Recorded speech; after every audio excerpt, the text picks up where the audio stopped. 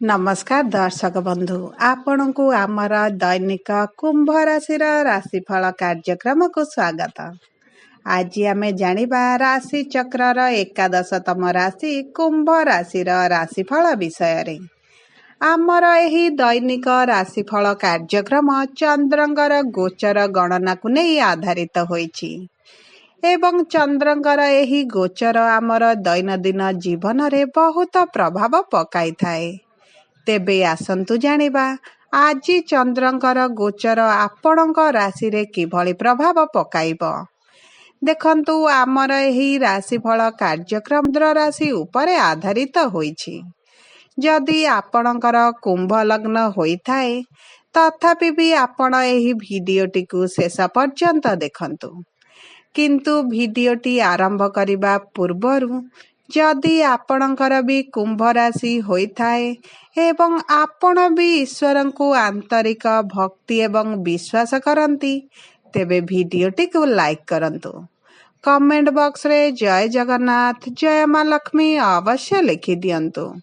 जहा फल रे महाप्रभुंकर कृपारु आपणकर दिनटी मंगलमय हेबो। एबे आसंतु जानिबा आजिर तिथि एवं नक्षत्र विषय रे। आज 2024 मसीहा डिसेम्बर मास 2 तारिख सोमवार। आजिर सूर्योदय समय सकाळ 6:09 एवं सूर्यास्त संध्या 5:02। आज मार्गशीर मास शुक्ल पक्ष प्रतिपद तिथि दिबा 12:43 पर्यंत रहिछि। एहा परे द्वितीय तिथि आरंभ हेबो। आज चंद्र ज्येष्ठा नक्षत्र रे दिबा 3:45 पर्यंत रहिबे। तापरे मूला नक्षत्र को गोचर करिबे। आजिर चंद्र सुधी वृष मिथुन कर्कट कन्या तुला बिछा मकर एवं कुंभ राशिर। आजिर घात चंद्र नाही। मिथुन राशिर घात बार। आज सकाळ 7:31 रु 8:53 पर्यंत राहुकाल रहिछि। एही समय रे आपण कौनसी शुभ कार्य न करिबा भल रहिबो।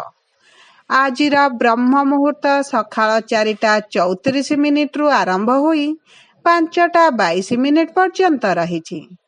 आजिर शुभ समय सकाळ 6:09 रु 7:21 दिबा 9:03 रु 11:14 रात्र 7:40 रु 9:57 एवं रात्र 2:40 रु 3:32 पर्यंत रहिछि।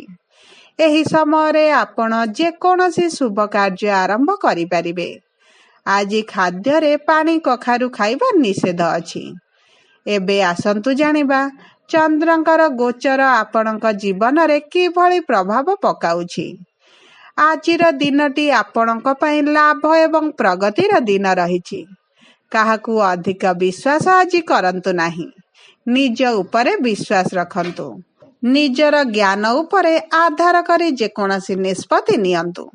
पारिवारिक समस्या विषय मानसिक जटिलता देखा देई पारे। धैर्य रखंतु। आज काहाकू कठोर शब्द कहंतु नाही। योजनाबद्ध भाव कार्य करंतु। आपनकू सफलता मिलिबो।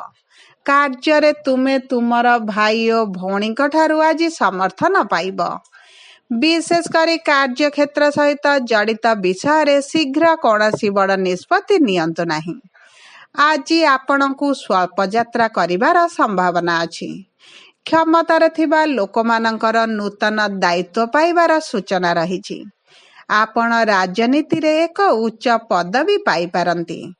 बहुराष्ट्रीय कंपनी रे कार्य करुथिबा लोकमानंकर पदोन्नति हेबार संभावना अछि।